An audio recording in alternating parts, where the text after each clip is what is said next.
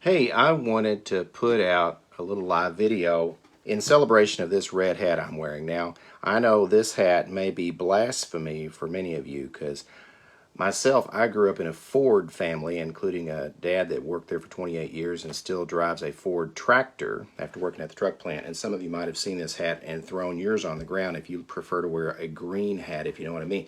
But let me tell you what this is about. You see, it's International Harvester.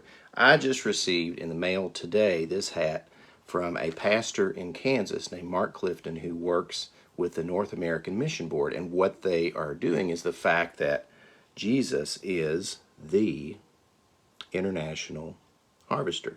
And I've been listening to and or watching a podcast for a year or two that this pastor Mark Clifton out of Kansas is part of, with Tom Rayner, who works with Church Answers, used to work with Lifeway, used to work at Southern Seminary. And they're with the North American Mission Board, which you see on the back, NAMB, North American Mission Board. And they have started sending out these hats to pastors who would like to have that as an evangelism tool. And I was just thinking yesterday that I wonder when my hat's going to come, because I sent off for it like a couple of months ago. But it's here today, and I love it, and happened to be coming down to the church. But I wanted to mention this because of the Great Commission. I have been trying to stress the Great Commission and evangelism throughout this year, throughout the spring, throughout the summer, and it fits with that. And I'm going to read it to you right now from Matthew chapter 28, verses 16 through 20, and it says, "Then the 11 disciples went to Galilee, to the mountain where Jesus had told them to go. When they saw him, they worshipped him, but some doubted.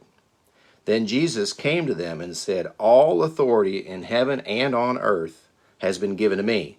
Therefore, go and make disciples of all nations, baptizing them in the name of the Father and of the Son and of the Holy Spirit, and teaching them to obey everything I have commanded you. And surely I am with you always to the very end of the age.'" That's the end of the Gospel of Matthew, and it's a verse that has become more and more a life verse to me and a focus here at our church. It's been great this spring and summer because I was mentioning last week, I think on our Wednesday night, that it seems like I hear more talk from our members, especially those core folks that come and study the Bible and discuss it on Wednesday nights. I've heard more talk about evangelism than I've ever heard since we've been here. Harriet and JR and I and Abigail and Trace now too. And my parents have been with this church for 13 years this month. And the evangelism movement is taking root. Sometimes folks will start their conversation with me by just saying, "And I talked to her, and I'm hoping she's going to be coming to the church." Now, I want to dispel some falsehoods about evangelism, because sometimes we end up thinking as Christians that if we just get folks in the church, then that's it. Just like if we think that if we get the folks in the water, in our case at the creek for baptism, that's it. They are complete. They're ready for heaven. It's all of that. Now, I'm not questioning salvation. I'm not questioning the merits and the importance of baptism or the merits and importance of being in a worship house, because anyone that knows me, they know that they've heard me say that I can't stand when folks share on Facebook that just because you're in a church doesn't make you a Christian any more than being in a garage makes you a car. Stuff like that makes me sick. But what I'm talking about is filling up people's lives, pursuing them, being a friend, a loved one, to the point where you have such a relationship that if you are evangelizing to that person, teaching them about the gospel, they might actually listen, they might actually hear it. And I want to go through these verses just a little bit about that.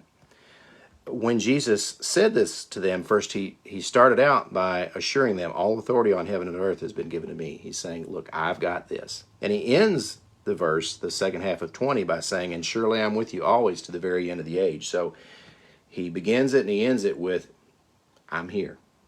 I'll be with you. I've got this." But then when he tells his disciples to do, the men and women that were gathered around him, he said, "Therefore go and make disciples of all nations." Now, he didn't say sit in the church and wait for them to come in. And a lot of us as Christians could be very frustrated when we sit in the church and wait for them to come in and they don't. He said, "Go and make disciples of all nations." So we need to go out and meet people where they are. And that's what I've heard a lot of the folks at our church doing. They're going to people that they work with, that they run around with, their neighbors, their family, just people that are in their lives, and they're doing what it says here, make disciples of all nations. So they're pouring into their lives to the point that the relationship is such that they can say, look, I love Jesus. I love being part of a church. I love the assurance of heaven through salvation. And I love you so much that I want you to be there with me, a believer in the gospel. So you're pouring into that person, making them a disciple. And then it says after that, baptizing them in the name of the Father and the Son and the Holy Spirit. We send them into the waters of baptism, which is a public proclamation, a way of showing that, hey, I'm not ashamed of this gospel. I'm going to go into this water, preferably in front of a lot of people, and say, this is what I believe. And Jesus tells them to baptize them in all three parts of the Trinity, in the name of the Father, in the name of the Son, Jesus himself, in the name of the Holy Spirit, who was getting ready to be unleashed upon the believers soon after Jesus said this. And it says after that in verse 20, it says, and teaching them to obey everything I have commanded you. So it doesn't stop and say, hey, get out of the water, get dried off, give them a certificate, maybe a Bible, and we're done. It says no. It says teaching them to obey everything I've commanded you. So what this is about is still pouring your life into this person, your friendship, your love, your care, your compassion into someone to the point that they are now going to learn and obey everything that Jesus has taught. So when I hear our folks at church talking this spring and summer about bringing people into the church, which I've seen success with that. We've had, I think, 6 new members this year in 2022, and for a tiny church that averages around 50, we'll take it. We want more. And we have folks that are, right there starting to come to the church and be part of it, and hopefully be joining soon. But it's not about just filling up the pews at Drennan. It's not anything about just numbers. It's about, this is a kingdom, and we love the people, and we want them to know Jesus and have the assurance of salvation and a life eternal with our King. So is Jesus the international harvester? Yes, he is, because it says, therefore go and make disciples of all nations. And we need to do that. I know where we are here in Little Drennan Springs, Kentucky, it's just a tiny little patch of this world. We've got folks from here, and we've got folks from other parts of Henry County. We have some from Oldham County, Shelby County, even Jefferson County that sometimes come here. But we need to go into all nations. Now, we have events that we do for that. You might have noticed the last couple of years, 3 or 4 years, we've started having volleyball teams, having softball teams. We've started bringing in musicians, really accomplished musicians from Nashville and such. This year we've, with some new members, have started to look back at some of our history and our Jewish heritage, leading from the Old Testament to the New. We have things going on with that. We're trying to get people onto the Emmaus Walk and other things that will lead them deeper. But again, probably the biggest help we have in this regard is that we have a core of people that want to come and get together on a Wednesday night and study the Bible. And I would ask you to do that. If you haven't done that yet, consider it.